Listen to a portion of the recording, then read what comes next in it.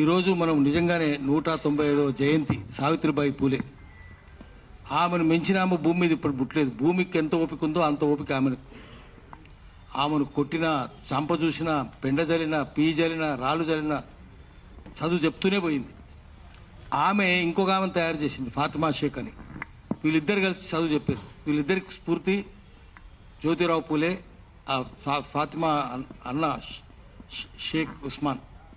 వీళ్ళిద్దరు కలిసి చెప్పారు. బహుజనులు ఎందుకు చెప్తున్నారంటే మిత్రులు అందరు కలవాలి. బహుజనులు అయితేనే న్యాయం ఉంటుంది, దొరుకుతుంది, లేకపోతే జరగదు. ఎస్సీలు, ఎస్టీలు, బీసీలు, దళితులు, మైనారిటీలు అందరూ కలవాలి. మనం అందరం కలిసి పనిచేయాల్సింది ఎస్టీల కోసం పనిచేయాలి. వాళ్ళని చంపేస్తున్నారు. చెంచులు, గోండులు, కోయలు అందరు మాయం చేస్తున్నారు. వాళ్ళు నోరు లేని వాళ్ళు రాలేరు పాపం. ఇది చేయాలంటే సావిత్రిబాయి పూలను తలుచుకోవాలి. అయితే ఈరోజు ఇంకొక విషయం మన మిత్రులు చెప్పిండ్రు. ఈ చామంతి ఈమెనేమని చెప్పిండు సూర్యారావు, రబడీదేవి అన్నవా? ఏదైతే ఈమె కూడా రబడీదేవే, చామంతి కూడా రబడీదేవి కావాలి. ముఖ్యమంత్రి కూడా కావాలి. రబడీదేవి ఒక చిన్న ఉదాహరణ చెప్తే ఏం జరిగింది అనేది. రబడీదేవి ముఖ్యమంత్రి అయింది. ముఖ్యమంత్రి అయితే అక్కడ ఉద్యోగులందరూ సమ్మె చేస్తున్నారు. సెంట్రల్ గవర్నమెంట్ ఉద్యోగులతో సమానంగా మా డిఏ కూడా పెంచాలి అని సమ్మె చేస్తున్నారు. ఈమెకేమో ఎక్కువ తెలియదు, మామూలు ఆమె కదా, ఎక్కువ చదువుకోలేదా, పేదామనే, పాసులు కాసే, పాలు పితికే ఆమె.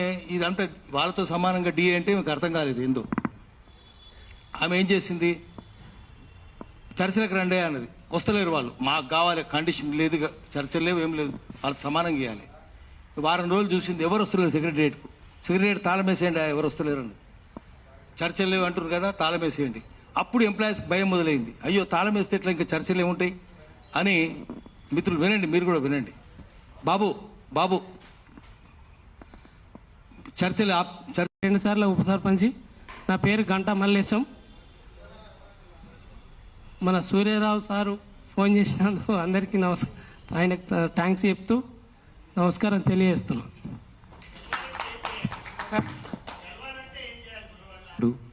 ప్రదేశం లేదు, చాలా అవగాహన ఉన్నటువంటి వ్యక్తి అన్నని మాట్లాడవలసిందిగా కోరుతున్నాను.